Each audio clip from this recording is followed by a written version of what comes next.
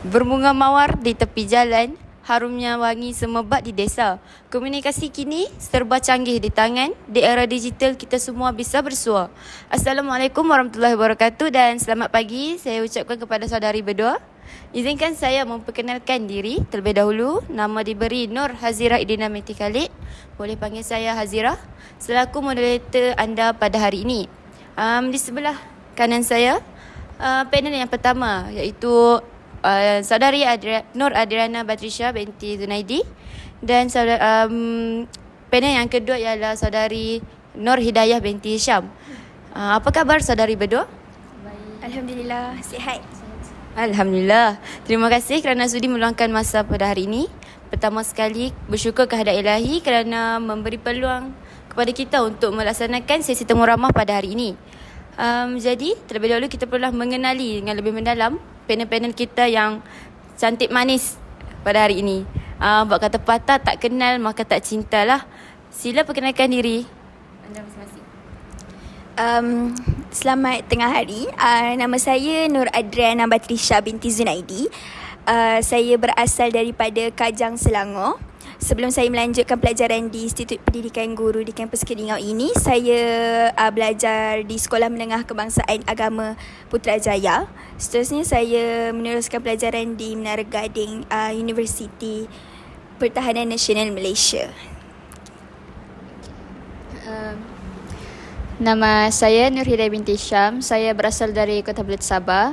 Sebelum ini saya telah menamatkan pembelajaran saya di Sekolah Menengah Kebangsaan Agama Tun Said di Kota Belud.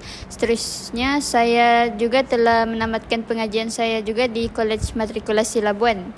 Baru je tamat pada tahun ini dan meneruskan pengajian saya di IPGK Kampus Keningau.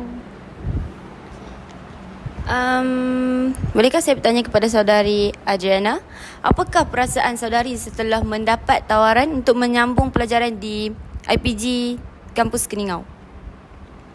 Perasaan saya ketika mendapat tawaran untuk sambung belajar di IPG Kampus Keningau, terutamanya di Sabah, saya amat terkejut dan tak boleh nak mengucapkan apa-apalah sebab saya dah keluar daripada universiti dan saya terpaksa menyambungkan pelajaran saya di sini juga.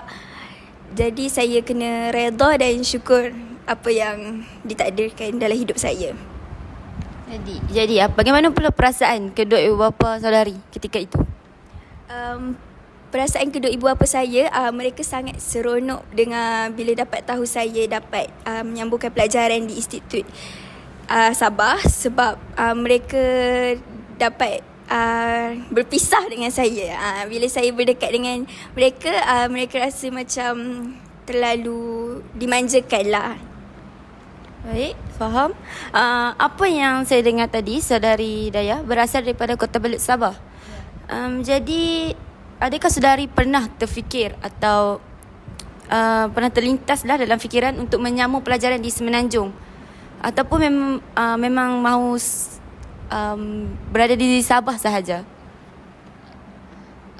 Sejujurnya saya tidak pernah pun ingin melanjutkan pembelajaran saya ke Semenanjung atas faktor-faktor tertentu. Selain itu, belajar di Sabah, sebenarnya saya yang tinggal di Sabah pun tak tahu betul lagi pasal persekitaran di Sabah. Jadi sebab itulah saya rasa saya lebih gemar untuk melanjutkan pembelajaran saya di sini untuk meneroka lagi perkara-perkara yang saya tidak tahu mengenai Sabah. Sekian. Baik, sebelum saya terlupa, tajuk kita pada hari ini ialah peranan komunikasi era digital dalam memelihara bahasa dan memupuk perpaduan negara. Jadi seperti mana yang kita tahu, penggunaan media digital dapat membantu dalam menyemai perpaduan dalam kaum di negara kita. Tambahan pula, negara kita mempunyai pelbagai kaum seperti Melayu, Cina, India dan sebagainya. Di slot kita pada hari ini, saya akan ajukan beberapa soalan kepada saudari berdua yang saya yakin dapat menambahkan ilmu pengetahuan kita semua. Okey, soalan saya yang pertama ialah, apakah pandangan anda tentang penggunaan media digital pada masa ini? Kerana seperti yang kita tahu, penggunaan media digital semakin berleluasa, terutamanya dalam kalangan remaja. Pandangan saya tentang penggunaan media digital pada masa ini, ianya mempunyai kesan yang mendalam lah dalam kehidupan seharian kita. Secara umumnya, kita tahu bahawa media digital ini digunakan untuk berkomunikasi tanpa sempadan. Kita dapat berkomunikasi dengan orang luar negara maupun dalam negara secara langsung. Bukan itu sahaja, media digital menjadikan pengaksesan maklumat sangat cepat dan mudah melalui platform seperti media sosial dan juga laman web. Walau bagaimanapun, media digital juga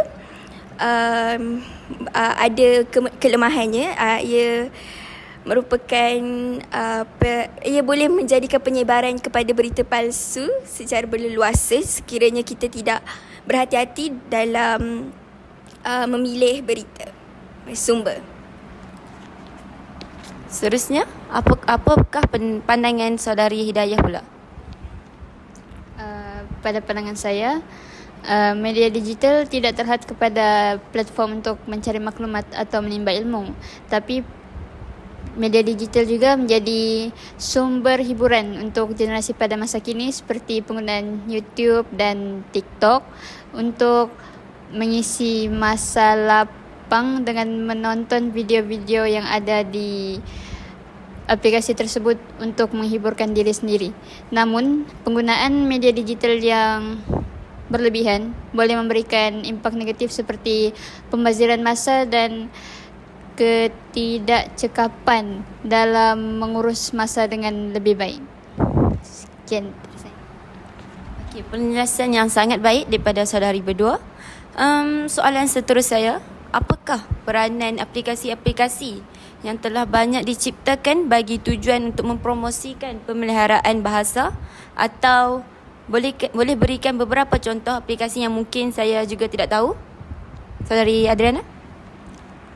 Berdasarkan pengalaman saya sewaktu saya belajar di sekolah menengah dahulu, saya menggunakan aplikasi Duolingo dan Memrise untuk mengulang kaji pelajaran yang mengenai bahasa lah, terutamanya bahasa Melayu, bahasa Arab dan juga bahasa Inggeris.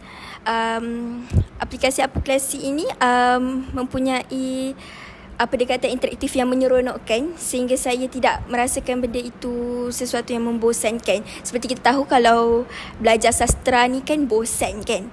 Jadi bila saya belajar melalui aplikasi tersebut, dia mempunyai pendekatan interaktif seperti kuis, permainan dan juga latihan yang secara santai.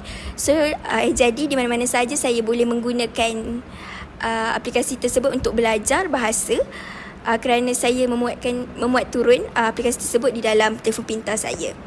Jadi bagi saya aplikasi bahasa ini sangat membantu pelajar-pelajar sekarang. Selain itu, saya juga ingin menggalakkan untuk pelajar-pelajar, terutamanya pelajar yang menduduki peperiksaan sijil pelajaran Malaysia, untuk memuat turun aplikasi Pandai dan juga aplikasi PTTI, kerana di situ kita dapat bersaing dengan pelajar lain dalam membuat latihan. Bagi saya, bila bersaing, dia akan membuatkan pelajar lagi lebih bersemangat lah. So saya amat menggalakkan untuk pelajar memuat turun. Okey,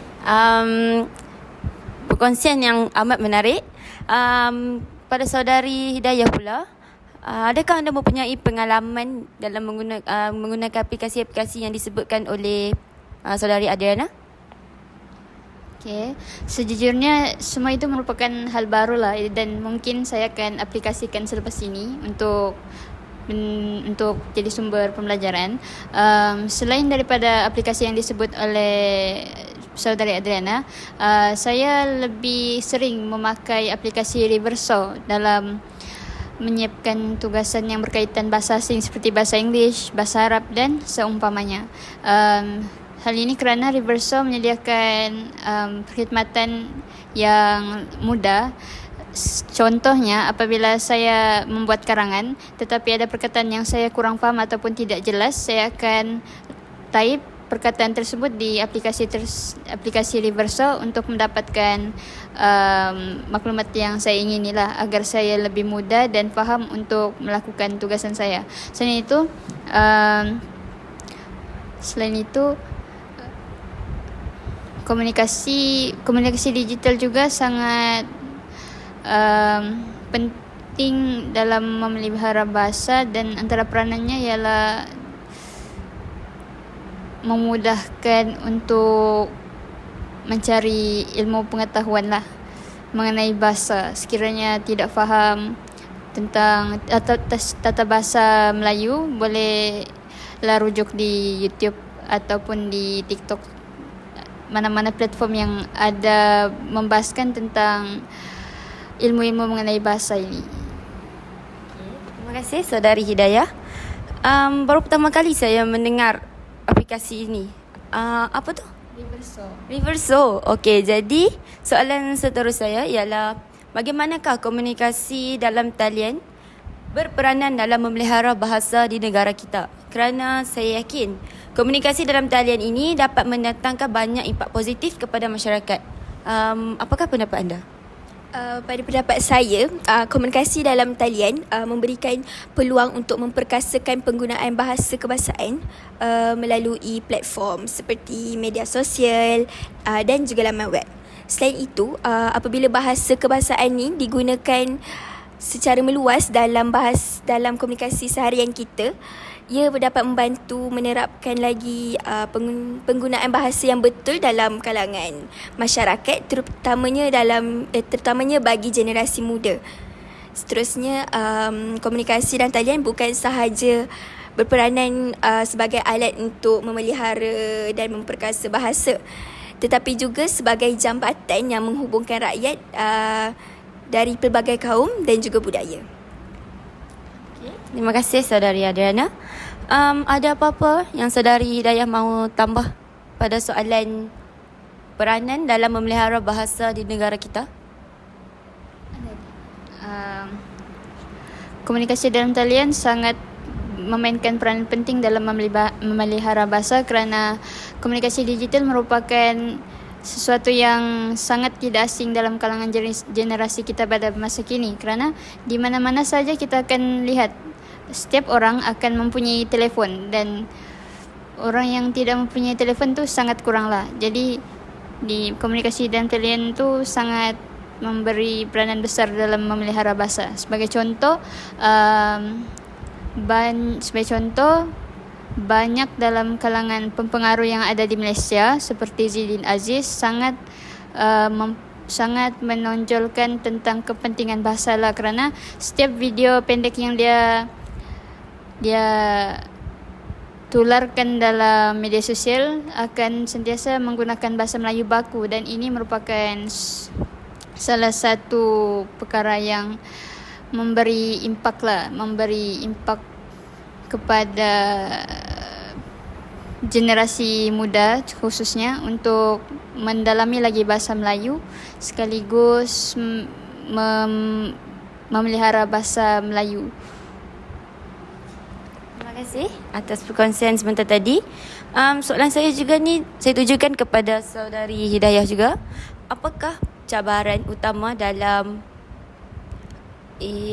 bolehkah anda jelaskan bagaimana penggunaan bahasa yang betul dalam komunikasi digital boleh mempengaruhi perpaduan negara? Seperti yang kita sedia maklum, bahasa Melayu merupakan bahasa perantaraan yang digunakan untuk berinteraksi dengan pelbagai kaum, di antara kaum Melayu, Cina, India dan Bumi Putera Sabah dan Sarawak. Hal ini kerana kalau dilihat, bahasa Cina tidak semua orang faham, bahasa India tidak semua orang belajar, bahasa Sabah Sarawak tidak semua orang tahu. Jadi bahasa Melayu merupakan bahasa yang digunakan untuk menjadi perantaraan, menjadi tunjang komunikasi untuk mengekalkan perpaduan di antara pelbagai kaum yang ada di Malaysia. Jadi penggunaan bahasa Melayu yang betul dalam komunikasi digital amat penting, kerana hal ini bagi mengelakkan sebarang kekeliruan ataupun sebarang salah faham yang boleh menyebabkan perbalahan atau pergaduhan antara kaum. Selain itu, tidak hanya menggunakan bahasa yang betul, bahasa Melayu yang sopan juga sangat penting, sangat dititik beratkan untuk diaplikasikan dalam komunikasi digital agar perpaduan ataupun agar sesama kaum dapat berinteraksi dengan lebih baik, lebih dalam, dan tidak akan ada perasaan terasa hati apabila berkomunikasi dalam digital dengan bahasa Melayu yang betul. Seperti yang kita sedia maklum, penggunaan aplikasi seperti aplikasi-aplikasi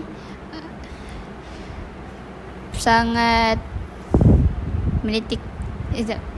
Oleh itu kita mestilah menggunakan bahasa Melayu yang betul sewaktu berinteraksi melalui digital, khususnya kepada semua rakyat yang ada di Malaysia bagi mengekalkan perpaduan yang sedia ada di Malaysia pada hari ini. Terima kasih Saudari Hidayah. Info yang sangat menarik dan saya yakin dapat sedikit sebanyak dapat menambah ilmu pengetahuan kita semua. Okey, soalan seterusnya ialah apakah cabaran utama dalam memastikan bahasa terus dipelihara melalui platform digital dan bagaimana pula kita boleh mengatasinya? Bagi saya, cabaran utama yang jelas kita boleh lihat dalam kalangan kita sendiri adalah penggunaan bahasa yang tidak formal, rojak, mempunyai slang dan singkatan perkataan yang berlebihan dekat media sosial. Ini dapat mengurangkan kualiti bahasa kita lah. Ini menyebabkan generasi muda terbiasa dengan penggunaan bahasa yang tidak tepat. Banyak pengguna tidak memahami atau tidak peduli tentang tata bahasa dan ejaan yang betul. Mereka hanya memandang enteng terhadap benda ni. Jadi ini boleh menyumbang kepada kemerosotan kualiti bahasa lah. Salah satu punca terjadinya benda ni, media sosial sering terdedah kepada pengaruh budaya asing seperti budaya barat. Budaya barat ini boleh membawa pengaruh buruk kepada penggunaan bahasa tempatan kita. Seterusnya, cara untuk mengatasi penyalahgunaan bahasa ini adalah kerajaan perlu memainkan peranan penting, institusi pendidikan juga, dengan cara menganjurkan program untuk mendidik masyarakat tentang tata bahasa dan penggunaan bahasa yang tepat. Sebagai contoh, Dewan Bahasa Pustaka boleh melaksanakan kempen kesedaran tentang pentingnya penggunaan bahasa yang betul secara digital lah, dengan menganjurkan pertandingan video TikTok berdurasi pendek sahaja. Dengan langkah-langkah ini kita dapat mengatasi cabaran utama yang melanda di negara kita. Terima kasih Saudari Adriana. Seterusnya, adakah Saudari Hidayah ada mahu tambah untuk cabaran utama? Ada. Okey, silakan.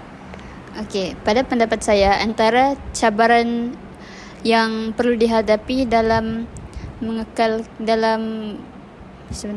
dalam memastikan bahasa terus dipelihara ialah kurangnya rasa cakna dalam diri setiap masyarakat yang ada di Malaysia. Hal ini kerana mereka kurang pengetahuan, mereka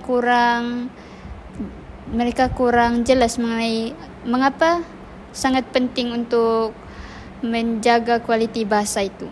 Okey, dan semua ini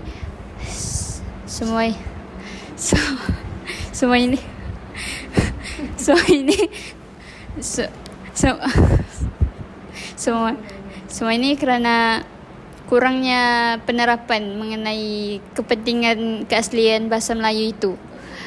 Semuanya bermula daripada persekitaran lah, dan hal ini perlu dicegah sejak dari kecil lagi kerana bagaimana acuan begitulah kuisnya. Jadi untuk mengatasi cabaran ini, setiap pihak perlulah memainkan peranan penting untuk memastikan agar keaslian bahasa Melayu itu terus dipelihara. Sebagai contoh, pihak ibu bapa, pihak yang paling dekat dengan golongan muda hendaklah memberikan pendedahan kepada anak-anak mereka supaya anak-anak mereka mengenai kepentingan bahasa Melayu, asal-usul bahasa Melayu dan keunggulan bahasa Melayu pada sejarah silamnya, agar mereka lebih menjunjung tinggi bahasa Melayu itu sendiri. Selain itu, pihak-pihak media sosial yang seperti dalam bidang hiburan, yang khususnya pada anak-anak, boleh menyediakan rancangan-rancangan kanak-kanak yang berunsurkan bahasa Melayu yang asli. Sebagai contoh yang kita lihat cerita pada zaman dahulu. Pada zaman dahulu, Upin Ipin, Puteri, rancangan-rancangan seperti ini sangat menggunakan bahasa Melayu yang betul lah, bahasa Melayu yang tidak menggunakan bahasa rojak sepenuhnya. Jadi dengan itu kanak-kanak akan lebih suka untuk menggunakan bahasa Melayu itu sendiri. Pihak kerajaan juga tidak terkecuali lah. Pihak kerajaan juga perlulah mengadakan kempen-kempen yang menarik perhatian anak muda dan tidak terkecuali juga golongannya muda, tidak terkecuali juga golongannya tua. Kerana bahasa Melayu ini perlulah dititikberatkan pada setiap peringkat umur. Oleh itu, semua pihak memainkan peranan penting dalam memastikan bahasa Melayu ini tetap terjaga walaupun dalam penggunaan komunikasi digital itu sendiri. Terima kasih Saudari Hidayah. Kita sudah sampai di soalan kita yang terakhir untuk sesi temu ramah pada kali ini, iaitu apakah harapan kita semua dalam memastikan bahasa kekal dipelihara dan pada masa yang sama negara kekal bersatu padu. Okey, kerana pada pandangan saya, harapan kita semua dalam memastikan bahasa kekal dipelihara dan negara kekal bersatu padu adalah sangat penting dalam membentuk sebuah negara yang kuat dari segi identiti kebangsaan dan perpaduan rakyat. Apakah pendapat saudari berdua pula? Harapan saya agar semua pihak memainkan peranan yang penting, terutamanya ibu bapa seperti saudari Hidayah sebut tadi. Kerana berdasarkan pemerhatian saya, banyak ibu bapa sekarang ni mengajar anak-anaknya untuk berbahasa Inggeris lebih daripada bahasa Melayu. Jadi budak-budak zaman sekarang lebih fasih berbahasa Inggeris nak dibandingkan dengan bahasa Melayu. Ini bukan satu kesalahan, tetapi sepatutnya ibu bapa juga perlu menerapkan bahasa ibunda dalam diri anak-anak dengan mendedahkan bahasa Melayu kita sejak mereka kecil lagi, kerana bak kata pepatah, melentur buluh biarlah dari rebungnya. Harapan saya pula dalam memastikan bahasa kekal dipelihara dan kekal bersatu padu ialah saya berharap agar bahasa Melayu ini tidak hilang di telan zaman.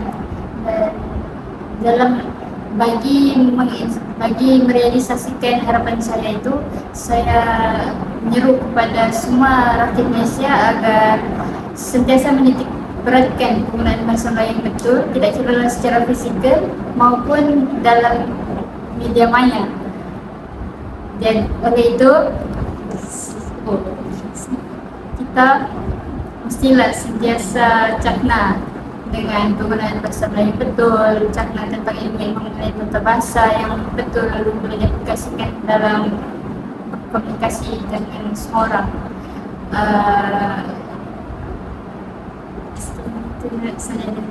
Okey.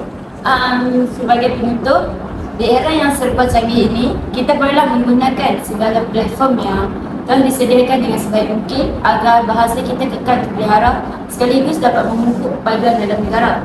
Tanpa mengira kaum dan latar belakang, bahasa kebangsaan perlu kita kuasai dengan baik. Kerana ini penting, kerana bahasa kebangsaan merupakan simpul penyatuan dan alat komunikasi yang boleh merapatkan jurang antara pelbagai etnik. Jadi, selesai sudah sesi temu ramah kita pada hari ini. Jutaan terima kasih saya ucapkan kepada saudari Bedok kerana sudi berkongsi ilmu yang bermanfaat kepada kita semua. Sebelum melambangkan tirai, izinkan saya memberi serangkap pantun. Terbenam matahari di waktu senja, indah sekali dipandang mata. Menyusun jari di akhir bicara, silap dan salah maaf dikata. Itu sahaja daripada kami. Sekian, terima kasih.